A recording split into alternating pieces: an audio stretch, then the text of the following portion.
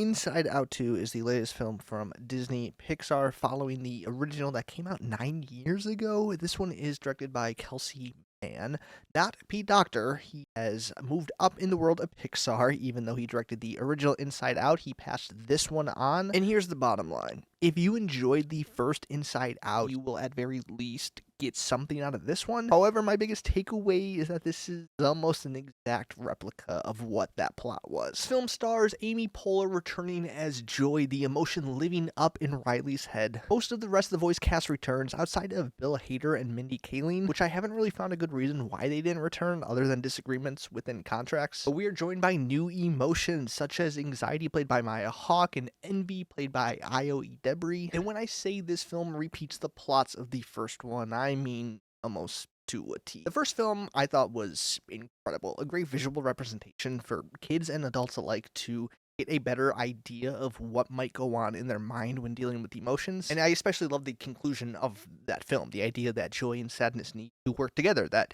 joy isn't just the absence of sadness, and how just because a memory could be a sad one doesn't mean it's inherently bad. And so when we introduce these new emotions such as anxiety and envy, surprise, surprise, you can kind of tell how the story is going to end. And it might come across like I'm painting this as a bad thing, and I don't think it really is. I think it's just what separates this from being a good movie to a fantastic classic. Because there is a lot to love in this film. There are these clever moments such as bottling up your emotions and the sarcasm. Pixar continues to do a really good job in making these metaphors feel so literal and something we can all relate to. But within that, I do also wonder who these movies are ultimately made for. Because in some ways this feels like a very complex idea that younger children may not be able to understand, and yet for adults who do understand the metaphor, it even feels a little too on the nose or straightforward with very little room for flexibility in interpretation. I do wonder if by having such a broad focus, we do lose out at